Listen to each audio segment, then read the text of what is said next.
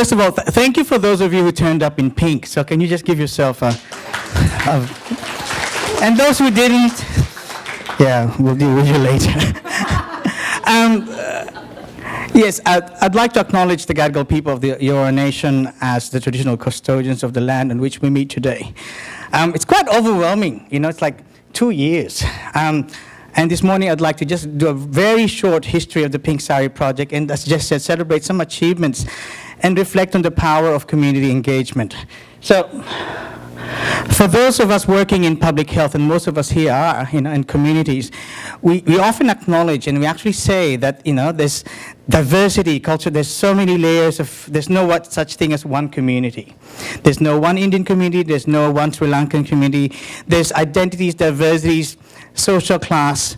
There's no one size that fits all. So if you look at that, I don't want to do a lecture, but 22 languages, and 5 religions, and in addition to that, the mix of newly arrived Tamil refugees and well-established communities. So in actual practice, it's very challenging. It's quite daunting for some people, because there's not a lot of resources to properly evaluate what we do. So what tends to happen is that we say, this is what we should be doing, but really the kind of minority languages don't get a look in. So if you've seen the languages, the videos, we actually are now in the second year representing languages that we normally don't get. Malayalam, for example, is one of them.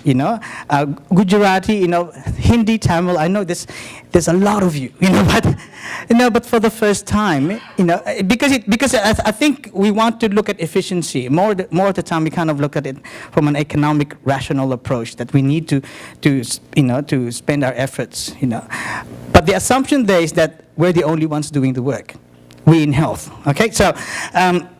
So when we first started, and I know some of you have seen this, I didn't actually grow up in that house. So this is a concept in the Philippines. It's called bayanihan.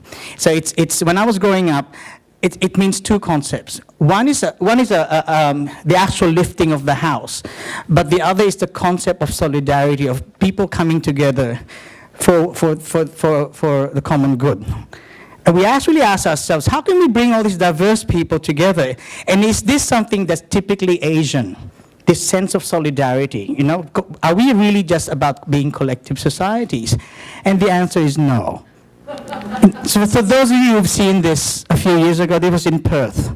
So what would bring people who are just standing there, people from diverse class, who are just complete strangers, to say, yeah, let's just push this train. I think for those of you who didn't know, there was somebody who was stuck in that. How do we apply this whole concept and this whole ethos in this promotion? So by first of all saying this campaign is not about us. It's bigger than all of us combined. It's not about your organization. It's not about the fact that you're the president of this organization. It's really tapping into that sense of this is bigger than all of us combined. And we have the power to do that. So by doing that, we moved away from, top-down communication. So not necessarily saying it doesn't work, but we said that, we are not always the experts in health. So we actually tried things like writing things in language, working together so that it flows, This example on the left is written by Tamil doctors to the patients. Same issue. But you know what it's like when your doctor tells you something. And the other one is like women talking to other women as peers, same issue. So we also have had, and there's a lot of stories, but we also, by adopting this view that we're not the experts, some people have come up and said to us, community leaders saying, I would like to run an information session in my community. Provide us with some experts. And it was just the first time. Normally, we go about by saying, we have experts, would you like to, and we will pay for a venue, and would you like to come to this venue? But we said that it was the other way around. We had Dr. Palu Malwala on the left. She was one of the first ambassadors, breast cancer survivors, to come out. She said, I'm a doctor. And even I didn't, and I do breast self-examinations. I have examined other women, and I didn't find the breast cancer. A mammogram did. Was such a powerful message from the Indian community. And since then, on the right, Tamil doctors organizing their own updates. Normally it's commercial companies wooing the doctors. Abana Raj of Palmyra, she contacted us and said, why didn't you should be running a campaign for daughters to talk to their mothers. And our response was, we already planned this 6 months ahead. We don't have any resources. We have very limited resources to do this. They said, no, we'll do the videos. And we actually have stories of people. We have daughters, who have either lost a mother, whose mother is still living with breast cancer, or a mother survived. And they were real stories. They produced their videos, and they said, we just need your help to push this video out to the community on social media. It had 20,000 views in the first week. One of the, more than anything that we've ever done. When we first started, there was also a whole culture of fear and negativity in the community, and this was perhaps reinforced by the literature that actually said all this. So it's like this cycle. We read evidence that says there's negativity, and it's perpetuated in the community. But when we spoke to the women, and when we finally started meeting women, said, perhaps that's true, but also we have another version of the story, and it's quite positive. And we had 14 breast cancers, not just one, 14 breast cancer survivors from Indian Sri Lankan backgrounds who said, I'm not just happy to show my photo, to tell my story, but actually to appear in an exhibition. Problem is we didn't have a lot of money. So we said, anyone out there who is a professional photographer from an Indian Sri Lankan background who may want to help us, 14 photographers came, actually 12 from New South Wales, 2 from Melbourne flew over to photograph and be matched with one of the breast cancer survivors. And I also, just, as Peter was saying, the tenacity of my colleagues, like particularly Kevin, to say, no, this can happen. And people actually stood up, and art galleries offered us free spaces for this, because it's never been done before. And as a result, there's a lot more people who came over. I'd like to acknowledge, the team of the Tamil Women's Development Group. So they would organize afternoon teas. That's lovely. From that to small gatherings of women. They just said, give us the resources. We want to talk to people about this. Saheli, Sri Lankan Association, they co-produced a fashion show with pink saris, with over 500 people attending on a Sunday afternoon. And they were selling tickets to cover the cost, $50. I mean, how many people would go on a Sunday afternoon? And when they approached us, we said, really, 500 people? Because we've never worked in this, we've never seen this sort of engagement. The level of engagement was wonderful. So there's many, many more volunteers, 55 events in a year, which kind of, you look at it, almost every weekend. I had to battle with Peter. No, I had to, we had to go, no, the district, no. Peace. No, it really challenged how we worked. Because nobody just works 9 to 5. When you're doing community engagement, when you're community development, you don't just clock up the hours and ring up your boss and says, look, this woman wants to talk to me at 8 o'clock at night. You can't say, oh look, I'll just put in an answering machine. That's not going to happen. So that's really important. So as a result, we had minimal paid advertising. A lot of the stories were generated by very new and interesting and wonderful stories. Publicity. We have achieved recognition, and is Kalwant here from the Sikh temples? No?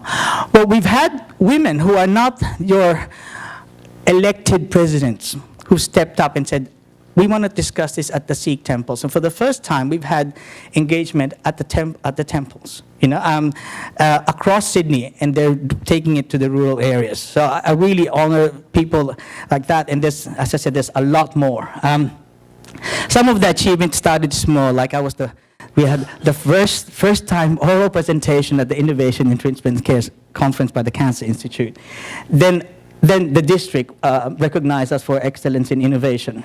But we're really proud of an international award. The AMEC award, we won two awards. One was the gold prize for the best campaign for public and not-for-profit sectors, beating other campaigns with a lot more money, a lot more budget. But also for UTS, for how they've evaluated a very complex project.